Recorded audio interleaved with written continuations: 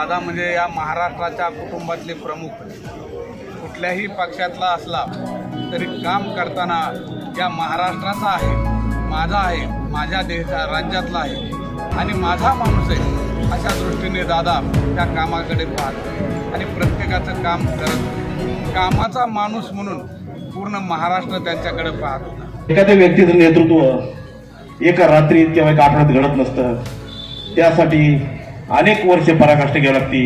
अशा 35-40 वर्षाचा अखंड तप एवढी पराकाष्ठा घेतलेला नेता आकस्मिक या राज्यातून गेला, त्यामुळे हे फक्त बारामती पुरतं नेतृत्व नव्हतं, नुकसान बारामतीचा नाही किंवा वेदना बारामतीच्या नाही, त्या पूर्ण राज्याच्या आहेत।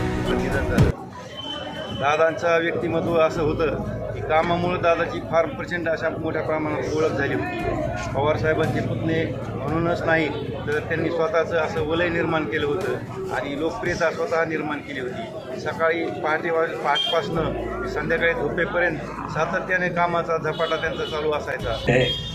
9 वाजता नितीनने मोबाईल चालू केला आणि बातमी दाखवली की दादाच्या विमानाचा अपघात झाला, पण बऱ्याचपैकी फेक बातमी येते। मी त्याला म्हणाले बातमी फेक येते, पण नाही, ती बातमी खरी निघली।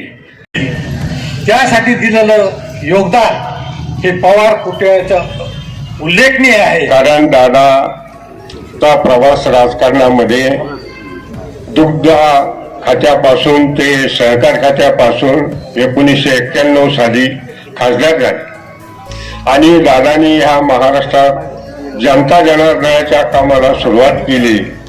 हे 10 आपल्या पिढ्या गेल्या तरी भरून निघणारी ही हानी नाही। त्याच्यामुळं दादा गेल्यामुळं कर्जत जामखेडचंच नाही, आपल्या ग्रामीण भागाचंच नाही तर पूर्ण महाराष्ट्राचं या ठिकाणी खूप मोठं नुकसान या ठिकाणी राज्याचं आपलं झालेलं आहे।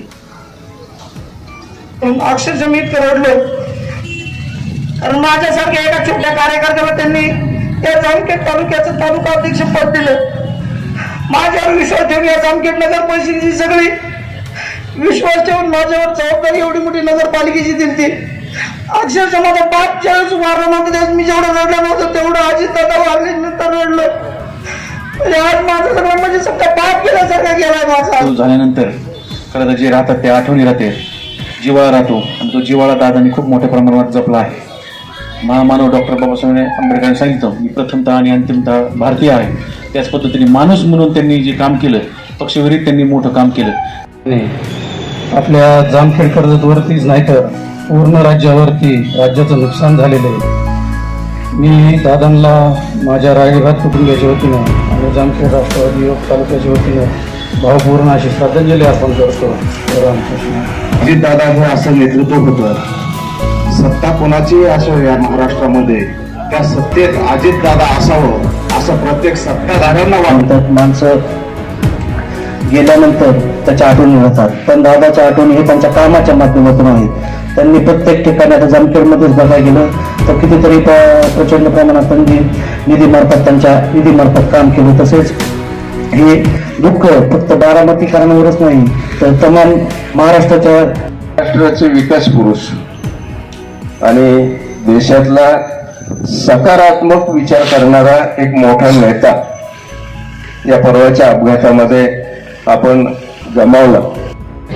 एकदा नाही तर 6 वेळेस उपमुख्यमंत्री पद भूषवलेले असे अजित दादा आज आपल्यात राहिलेले नाहीत। तेव्हा मी विश्वकर्मा वंशीय समाज संघटनेतर्फे आणि माझ्या राजगुरू परिवारातर्फे दादांना भावपूर्ण श्रद्धांजली अर्पित करतो।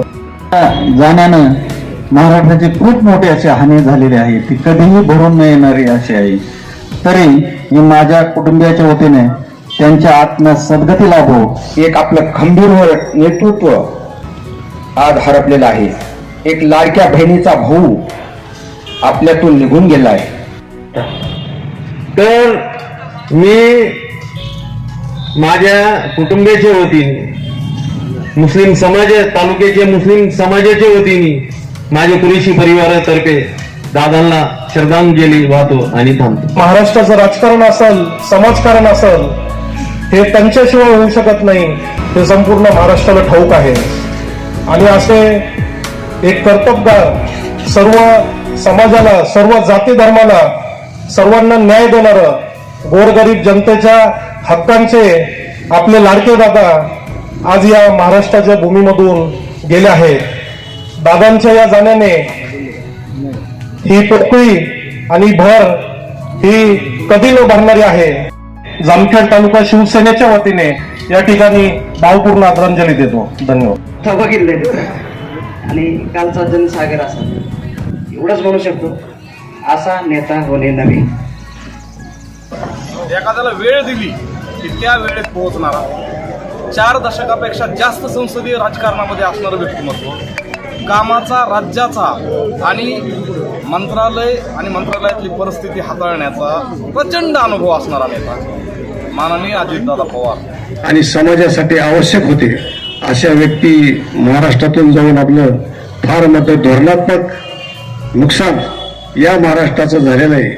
तरी या लोकांच्या जाण्यानं आणि काल परवा अजितदादाच्या जाण्यानं जी पोकळी या महाराष्ट्रामध्ये निर्माण झाली ती कधीही भरून येणार नाही. सभेमध्ये 2019ला ज्यावेळेस मी स्टेजवरती दादांच्या समोर भाषण केल्यानंतर खाली स्टेजवर आलो तेव्हा दादांनी मला जवळ घेतलं आणि विचारलं म्हणजे पक्ष करून टाकला.